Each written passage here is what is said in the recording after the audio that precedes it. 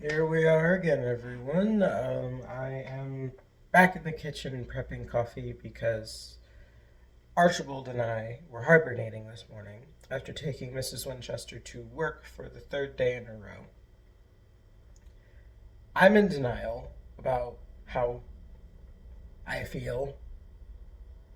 I'm not under the weather. The weather is just being overbearing as far as I'm concerned. Um, I've actually been debating if I should be using this to market nature calls because for those who are familiar, I actually personified the seasons as the parents of the elements in nature calls. So winter and spring are actually married or they're a thing.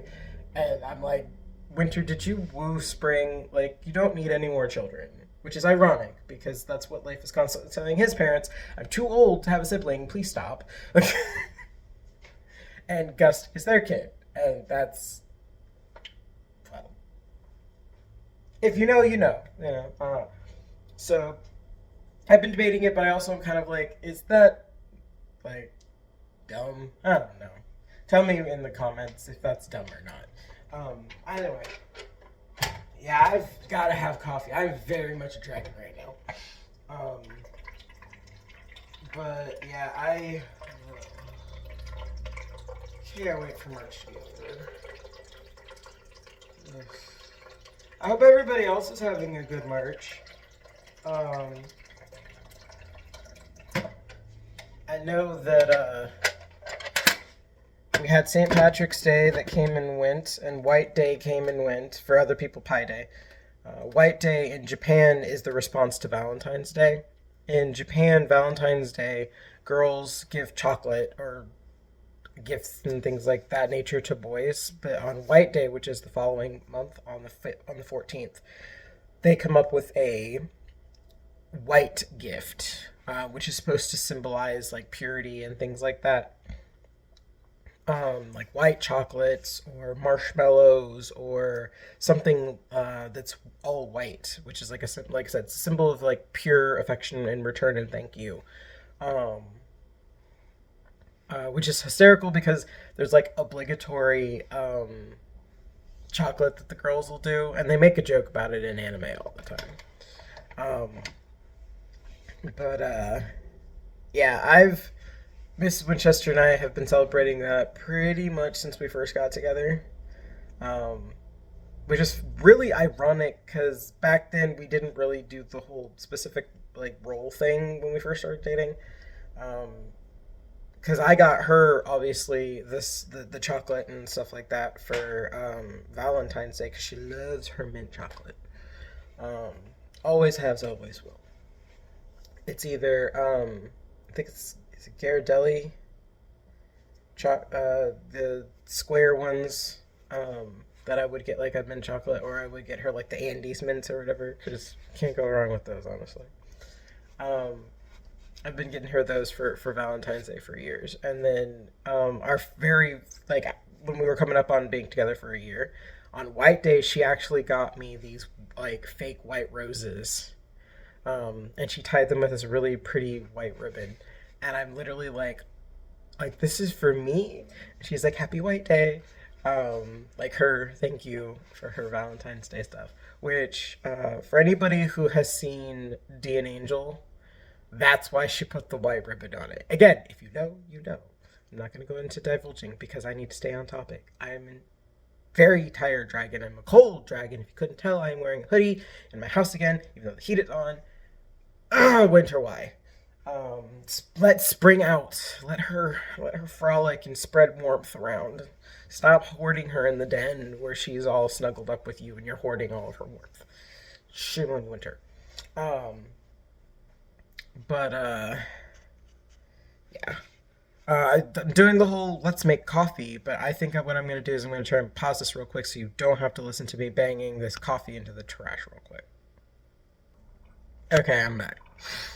Actually, I was just thinking the irony. I used to save my used coffee grounds for spell work back in the day.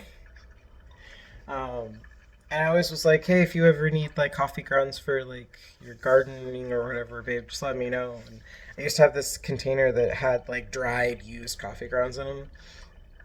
that I would give to save it for either spell work or stuff like that. Because working with Hades, a common offering is coffee. So sometimes I would like if I was making like a spell thing with him in it, I would put like used coffee grounds in it. Um, yeah, me reflecting on my pain, um, but yeah, I actually just bought him a small espresso cup for proper coffee offerings now. Because back in the day, I used to be like, I had a cup for me and a cup for him, and I would sit in the sunroom at our apartment because it felt like I missed that apartment. And I would have coffee with Hades, and I would just be kind of like, "Hey, so what's on your agenda for today?" um, like me and Hades, I've always had a soft spot in my heart for Hades. Um, Again, that goes back to my whole I don't think people really understand Greek mythology. Um, I know I've said this before. I did not like the Hercules movie as a kid because I was upset how they portrayed Hades. Because like, I know Hades, and he's not like that. And then Disney had the audacity to actually put Persephone in the TV show, and she's not with him. And I was like, first of all, you can go shag off. Like, I was mad. I guess I'm old enough to remember those TV shows. I liked the Little Mermaid one. I liked the Aladdin one. Didn't like Hercules because I was like, can we stop? One, what was the timeline of that show anyway? Like, I don't know that anybody knows. We were like, what is happening here? Also, of course, if you're into mythology, Disney could not keep their Greek versus Roman stuff straight. They're like, oh, it's all the same thing. No, it is not. And on top of that, you're fucking culturally appropriating by fucking throwing gospel music into a Greek movie. Like, yeah, I don't like any of those songs that are like gospel vibes. And if you are a child raised in Baptist culture who was a closet pagan, you probably know why I didn't like them. I was tired of listening to the madness as a child. I have since moved past that. And I have grown to appreciate the songs. I appreciate them now. Are they my favorites? No. I finally have given I Won't Say I'm in Love a pass. Because that one, I'll admit, felt more like a show tune to me. Like, as I'm older. Like, it felt like I was listening to, like, the Supremes or something, yeah, no. Zero to hero still. I'm just kind of like, y'all can have it. Y'all can have that. But, Go the Distance will always be the best thing that came out of that movie. Hands down. Heck, it's like Seraph's theme song from Eclipse. Like, as a kid, my parents got me these tapes that had Disney songs on them. Now, the only Hercules song that was on these tapes, which we got from McDonald's. I don't know, does anybody remember when McDonald's had not just toys to offer kids? Like, they had tapes with, like, songs on them and things like that. Like, I guess Disney had done, like, a collab with McDonald's or something, and they had these cassette tapes of music. And I remember when we had done our first major road trip from Pensacola up to Virginia Beach, we were starving because my dad didn't stop. We drove through. We didn't stop and get a hotel. We drove through on our road trips. So, we went to McDonald's when we got off the exit at Independence. No, it was in Lynn Haven. That's right. It was Lynn Haven's. And, no, it was Independence. It had to have been Independence. Can you tell that I've lived in a city and it's changed so much since I first got here? But yeah, we got off at Independence, and we went to McDonald's, and he got us food and tapes, and then he just put these tapes in the tape deck in the van, and we were listening to Disney songs, and one of the songs was Go the Distance. And this is where it got stuck in my head, and it became a part of me, and then I grew up, and I was like, oh, this is Sarah's theme song. Just like Reflection was Celestials for a very long time. And again, that was another movie I had beef with, but in a sad way. Like, I had to do some growing up to come to terms with that one because I was being petty. I was petty about Mulan. I like Mulan now, especially since it's my wife's favorite Disney princess. But I digress. Back on target. See, this is what I'm uncaffeinated. It is afternoon here. I didn't leave the bed until after 11 because Archie and I were cold and we didn't want to get out of bed. And we were like, we're dragons. We should just hibernate in here. No, you have to do a check-in. It is Wednesday. And you need coffee because your head's going to hurt like it did yesterday. But as far as updates from J. Allen Winchester or on the Imaginings universe, if you are not already a part of my subscribers, I highly recommend you at least do a free one because I've been putting my publishing updates in the chat. There haven't been a lot because sadly we hit like a stalemate when I started doing it, but there was the initial mock-up image that the illustrated artist did that I posted in there. That was a while ago.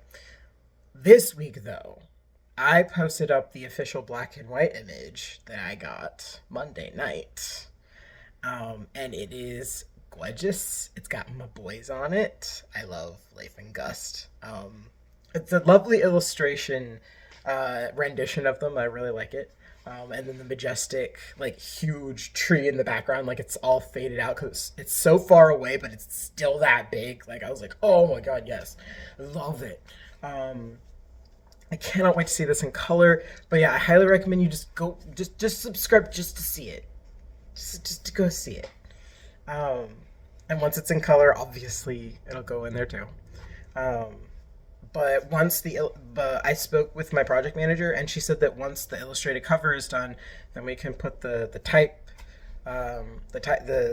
typography on it, and then or typeset or whatever that they call it digitally, and then formatting can start. And then once we're doing that, though, I can officially get timelines.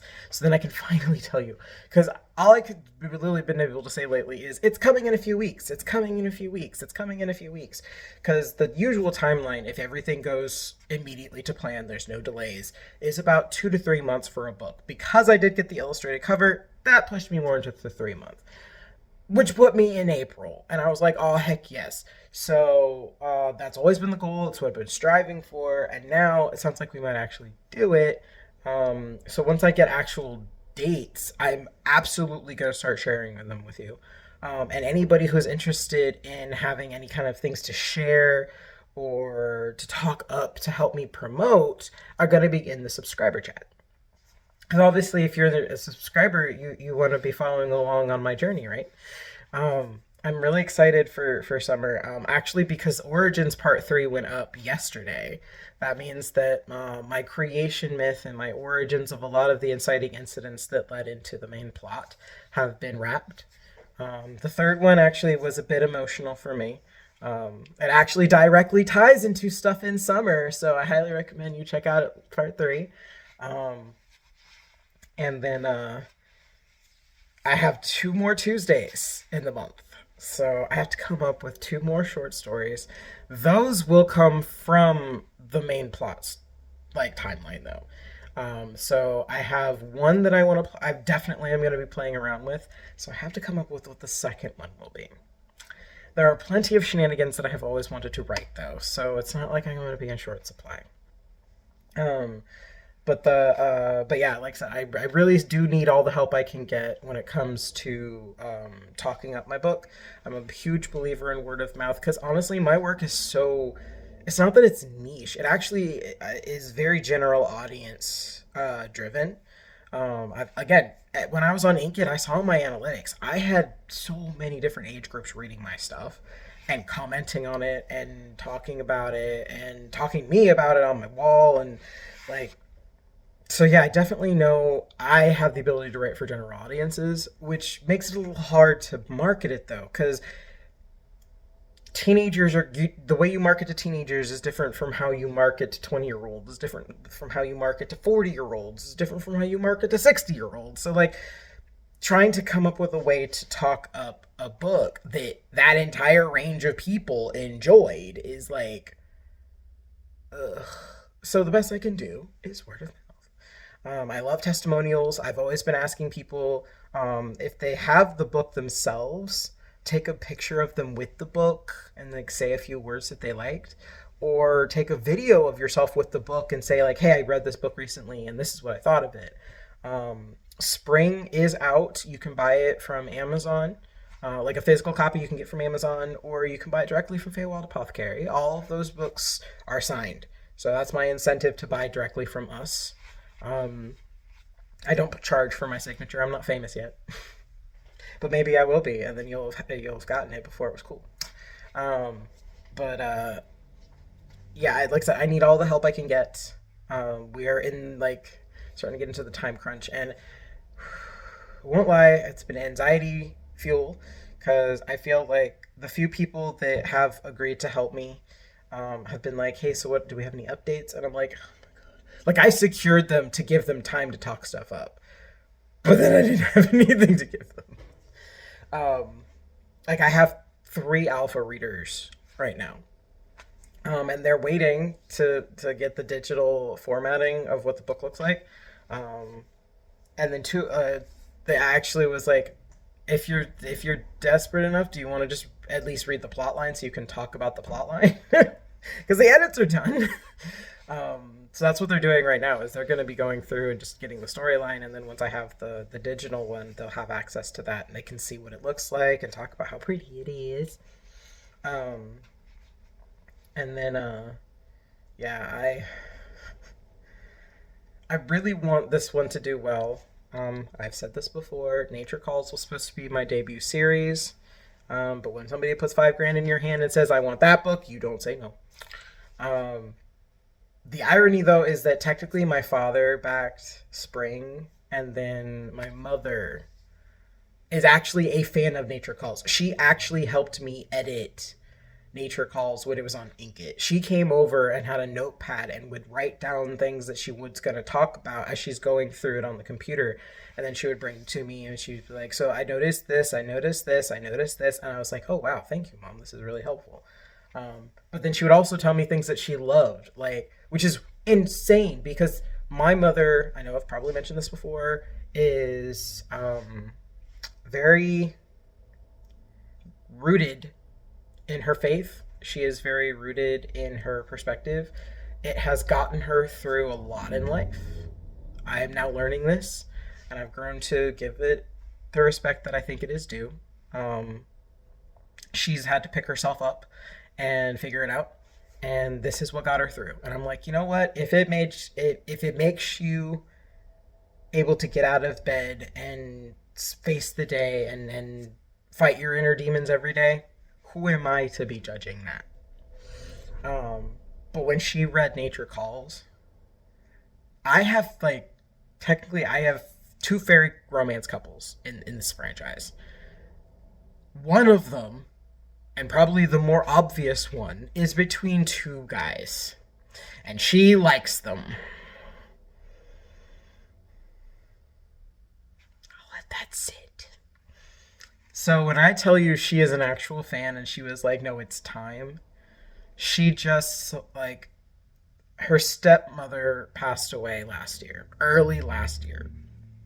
So they had to put up their childhood home for sale because nobody was moving into it, even though they technically offered it to my mom, and then they took it back because they were like, "No, somebody needs to live with you." Nobody was wanting to do that. And then mom went, "I don't want to live in California," and I was like, so they ended up selling the house, and she finally got the money back from it, and she was like, "How much is it going to cost to publish this book?" And I was like, "Are you kidding me right now?"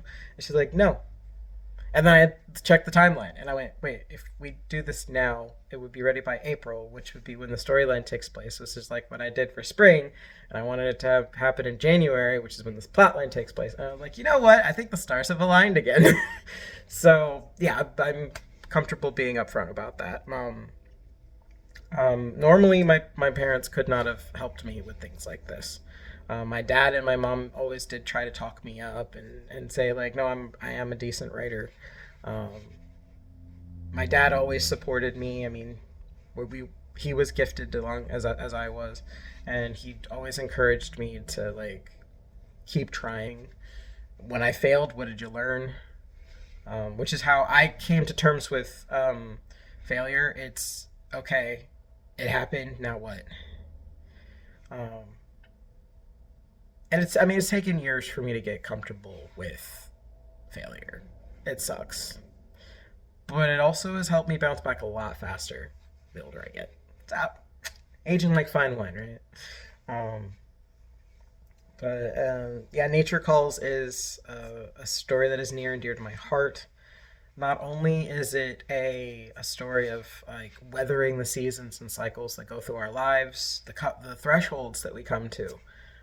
We all come to these thresholds of change, and I was trying to show that yes, change is inevitable, but we can come back from it. Like we can rebuild. We can um, look at things a different way, reframing things like that.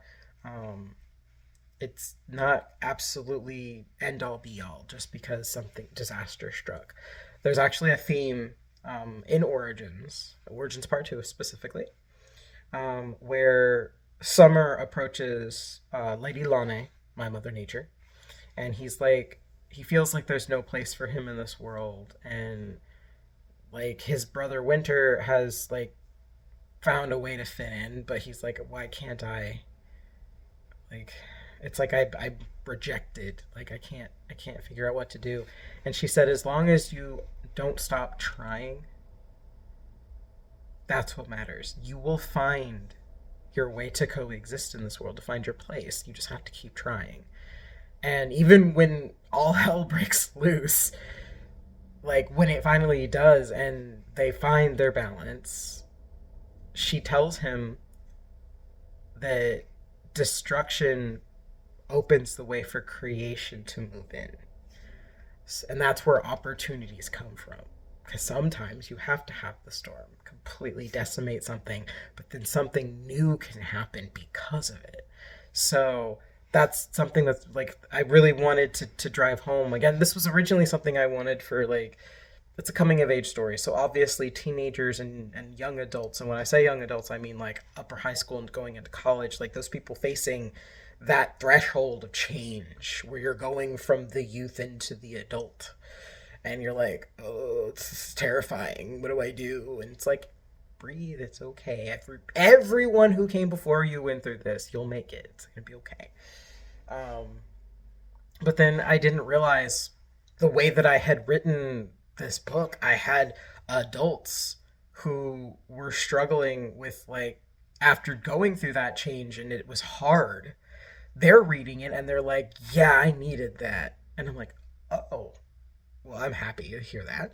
And then I had elders who were reading and they're like watching these young people overcome and grow into who they're meant to be is so beautiful to watch. And I'm like, I wrote my fairy tale. It's like C.S. Lewis says one day you'll be old enough to read fairy tales again, because every time you read a fairy tale, it's different at a different part in your life. Like that's how timeless they are, and that's why they're so important and so special, and why I wanted this to be a modern fairy tale.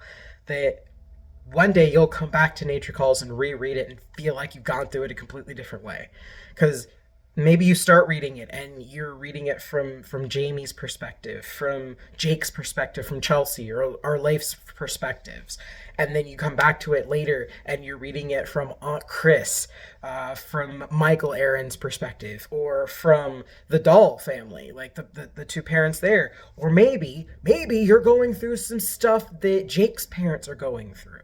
Maybe you're facing something that Chelsea's parents are going through. and how they're overcoming it, and how the way that they're facing it inspires the kids, because like that's how I'm trying to show like you can overcome these things. You can learn from the path that people have laid before you. Um, and then you come back to it again when you're older, and you're like, it warms your heart because you want to see you hate watching young people struggle, but you know that they have to. You know that they have to stumble, they have to fall before they realize why you get up again, why you learn to rebuild, why you learn that things aren't permanent, and what you do with that. Like, when it's just watching those different perspectives like that, oh my god, it was such a good feeling. Um, Again, I'm standing over the coffee pot, rambling like the demiurge that I am. I'm realizing the time. Um, I should probably wrap this up. But like I said, this is why I'm really excited and I really want Nature Calls to go places, because I feel like it really can. I feel like it can really make a difference in people's lives, and gosh darn it, some of us need this. Um, Especially right now. Like, I look around and I see the world right now, and there's a huge storm. We're in a superstorm, I won't lie. But storms happen, and they've been happening since the world started, since this planet was formed. Like, it's actually part of how the planet formed. It shaped it. And for us, storms shape us, but how we rebuild, how we fortify ourselves after is what matters.